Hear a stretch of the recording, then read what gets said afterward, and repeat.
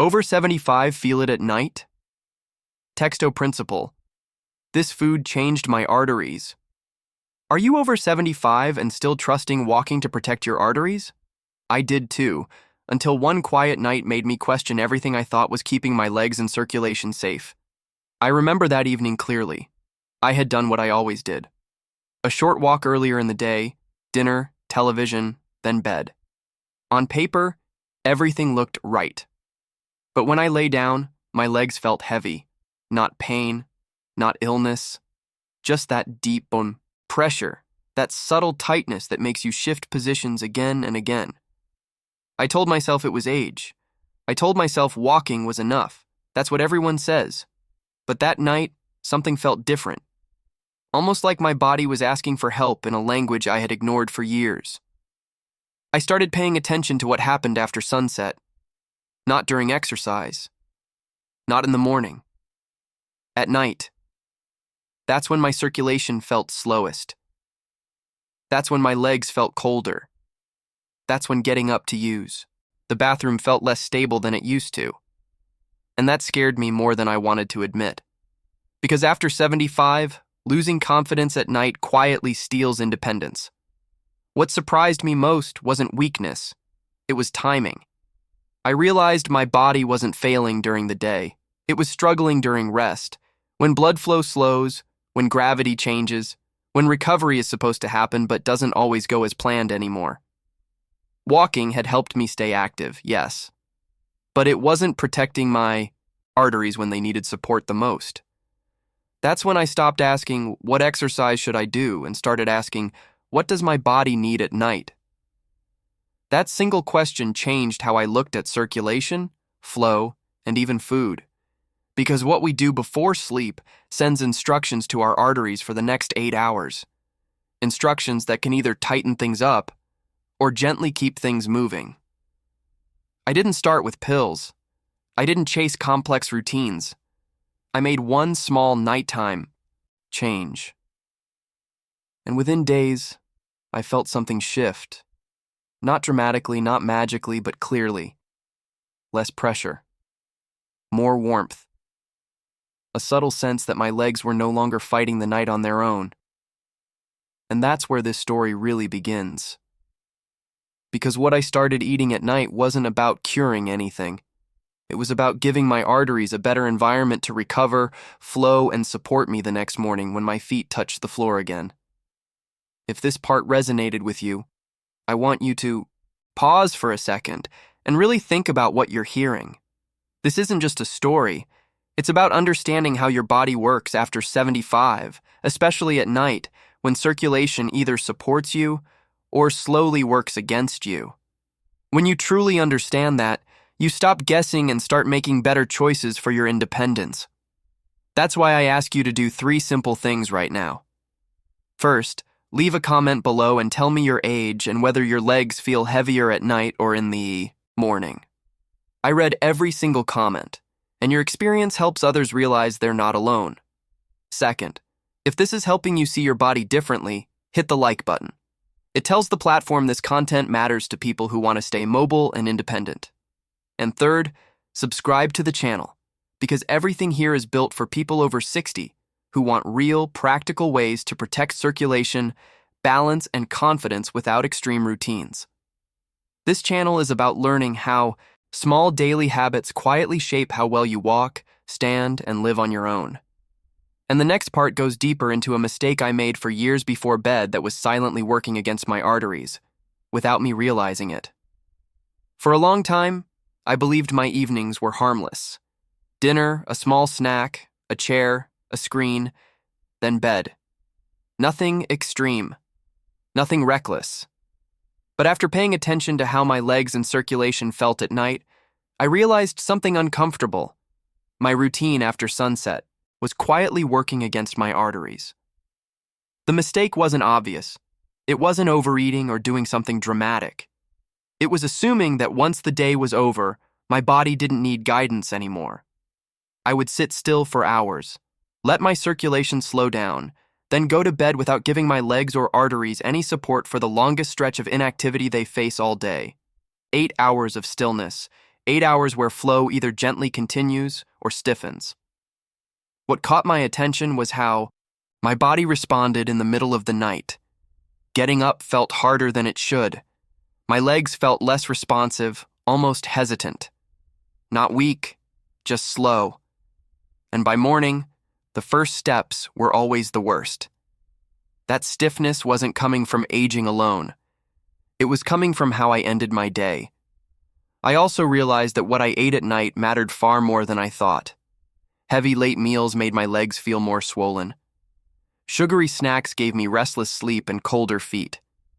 Even eating healthy foods at the wrong time left my circulation sluggish. My arteries weren't failing. They were reacting to poor nighttime signals. Another mistake was assuming that walking earlier in the day covered everything. Walking helps, but it doesn't prepare your body for hours of stillness. It doesn't protect flow when gravity changes and blood pools. And after 75, that gap matters. Nighttime becomes a weak point if you ignore it. Once I saw this, I stopped blaming my age and started adjusting my evenings. I paid attention to how my legs felt an hour before bed. I noticed how small changes altered warmth, pressure, and comfort. That's when I understood something important. The night doesn't just end your day, it programs your circulation for the next one. And that realization led me to a simple decision. Instead of avoiding food at night or eating whatever was convenient, I chose one specific thing to support flow while I slept. Nothing complicated, nothing aggressive, just something that worked with my body instead of against it. I didn't start looking for a miracle food. I was looking for something that made sense for a body over 75, something gentle enough for the evening, but meaningful enough to influence circulation while I slept. I wanted support, not stimulation. Recovery, not excitement. That distinction changed everything. What I added to my nights was simple, almost boring. No pills, no powders, just a small, intentional food choice that didn't overload digestion or spike energy. The key wasn't the quantity, it was the timing. I stopped thinking of nighttime food as something to avoid and started seeing it as a tool to guide blood flow when the body naturally slows down. The first thing I noticed wasn't dramatic. There was no sudden rush, no instant transformation.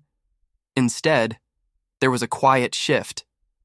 About 30 to 40 minutes after eating it, my legs felt warmer, not hot, just alive. That heavy, pressurized feeling I used to carry into bed began to soften. My feet didn't feel as cold. My calves felt less tight when I stretched out under the covers. What surprised me most was how my body responded during sleep. I stopped waking up as often with that vague discomfort in my legs. When I did get up at night, my steps felt more confident. Not faster, just steadier. That matters after 75. Stability in the dark is a form of independence most people don't think about until it's gone. I also paid attention to the mornings, the stiffness that used. To greet me on the first step wasn't as sharp. My legs didn't feel like they needed warming up, just to function. That told me something important was happening overnight, when my arteries were supposed to recover, not struggle. This wasn't about fixing anything. It was about creating the right environment for circulation to stay gently active while I rested. The body does most of its repair work at night. If blood flow is sluggish, recovery is limited. If flow is supported, everything feels different the next day. That's when I realized this one change wasn't just about my legs. It was about protecting balance, posture, and confidence the moment I stood up in the morning.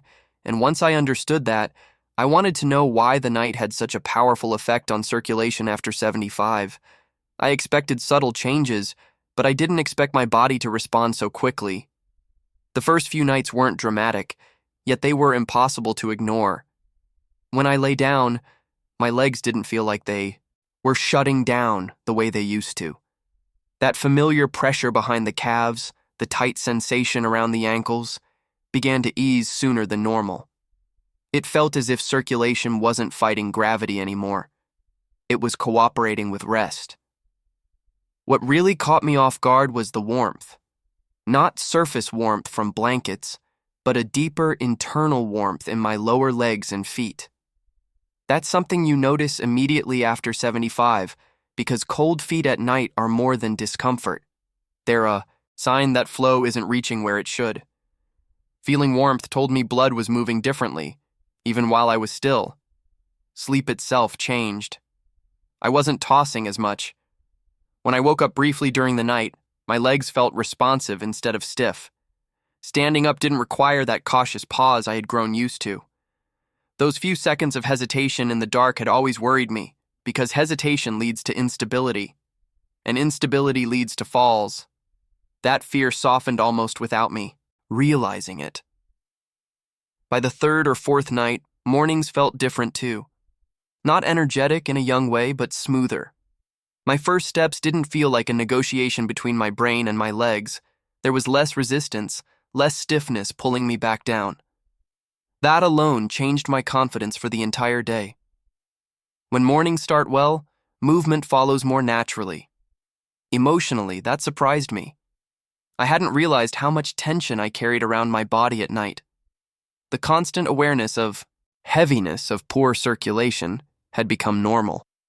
Feeling that fade even slightly reminded me how much quality of life is tied to small physical sensations. That's when it hit me. This wasn't about food alone.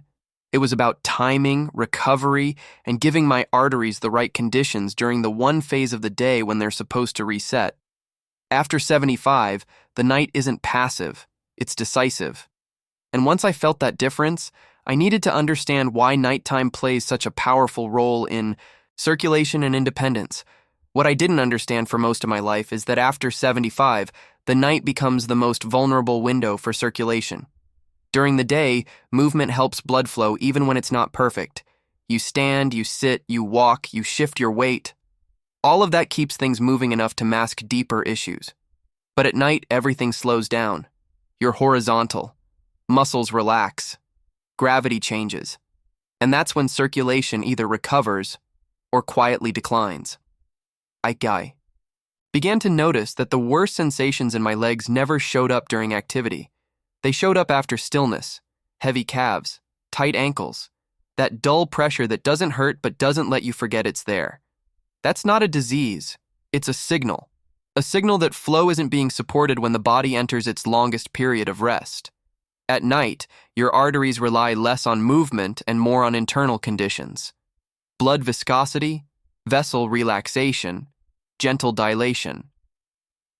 If those don't happen, circulation slows further, especially in the legs.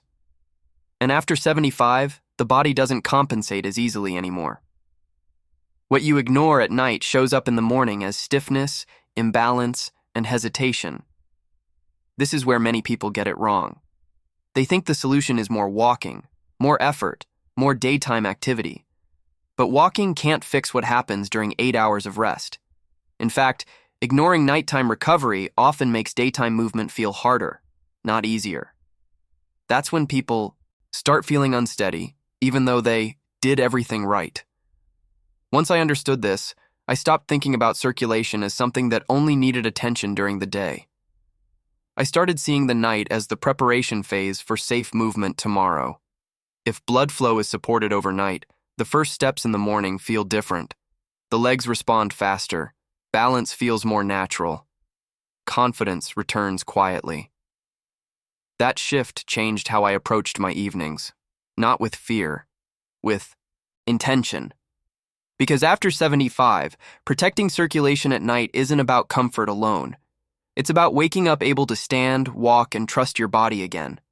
And that trust carries into everything else, especially balance. Because once circulation improves overnight, stability during the day begins to change in ways you don't expect at first. What surprised me most wasn't how my legs felt at night anymore. It was how I moved during the day. Balance is something you don't think about until it starts slipping. And after 75, that loss doesn't announce itself loudly. It shows up as hesitation, a shorter step, a hand reaching for furniture without realizing why. As my nighttime circulation improved, I noticed those small moments beginning to fade. When I stood up from a chair in the morning, my legs responded more evenly. There was less of that uneven pressure between left and right. When I walked, My feet felt more connected to the ground, like my body knew where it was in space. Again. That's not strength. That's circulation feeding the nervous system properly. Balance depends on feedback. Your feet, ankles, and legs constantly send signals to your brain about position and movement. When circulation is poor, those signals get weaker. After 75, even slight reductions in blood flow can dull that communication. Improving flow at night gave my body a better reset, so those signals were clearer during the day. I also noticed something emotional shift. I stopped thinking about falling as much. Not because I felt invincible, but because my movements felt predictable again. Predictability is confidence. Confidence changes posture, and posture changes balance. It's all connected in ways we rarely talk about. Walking itself felt smoother, not faster. I wasn't dragging my feet or bracing for instability. I could turn, pause, and step without that split-second doubt that used to creep in. That doubt is dangerous. It's often the moment when falls happen. And realizing it was fading made me understand how much of balance is built before you even take your first step. This wasn't about exercising harder. It was about supporting my body so it could do what it already knows how to do. Circulation at night prepared my legs for control during the day. And that control gave me back something priceless, the feeling that my body was still on my side. That's when I realized this wasn't a one-time fix. It was a habit. Something that needed consistency to protect not just my arteries, but my independence over the long run. What became clear over time is that this wasn't about a single night or a short experiment. The real change came from consistency. Night after night, giving my body the same supportive signal before rest taught me something powerful about aging well after 75. Longevity isn't built with big efforts, it's built with repeated, intelligent ones. Each evening became a quiet agreement with my body. I wasn't trying to push it. I wasn't forcing improvement. I was simply creating conditions where circulation didn't shut down when I stopped moving. Over weeks, that consistency showed up in small but meaningful ways. Less stiffness accumulating from one day to the next. Fewer mornings where my legs felt like they needed permission to work. More trust when standing, turning, or walking alone. I realized that after 75, the body responds better to rhythm than intensity. When you repeat the same supportive habit at night, your arteries begin to anticipate it. Flow becomes more predictable, recovery becomes smoother, and when recovery improves, everything downstream improves with it. Balance, posture, confidence, and the ability to live independently without constant caution. This also changed how I thought about aging itself. Decline isn't always dramatic. Often it's the result of many small nights where the body wasn't supported properly. And improvement follows the same logic. Small nightly choices, repeated over time, quietly, slow that decline and sometimes even reverse how it feels. What mattered most to me wasn't comfort, it was control. Control over how I wake up, control over how steady I feel on my feet, control over whether I can continue living on my own terms. Nighttime habits gave me that control back, not by promising anything unrealistic, but by respecting how the body actually works at this stage of life. And that's why I share this. Not to convince you of one specific solution, but to show you that the night is not something to ignore after 75. It's where functional longevity is either supported or slowly taken away. If you stayed with me until the end, it tells me something important about you. You care about staying steady, independent, and in control of your body after 75. And that matters more than any routine or trend. So if this video helped you understand your body a little better, I want you to take one simple action right now. First, subscribe to the channel. Everything here is created for people who want to protect circulation, balance, and mobility in a realistic way without extreme methods. Second, give this video a like. It helps this message reach others who are quietly dealing with the same fears and changes. And third, leave a comment below and write this exact word: steady. That one word tells me you're choosing consistency over force, awareness over fear, and long-term independence over quick fixes. I read every comment, and your presence here helps build a community of people who refuse to give up control of their movement with age. Before you go, don't stop here. The next video is already on your screen, and it dives deeper into another simple habit that protects your legs and stability even when walking no longer feels enough. Click it now and keep building the confidence your body needs, one day at a time.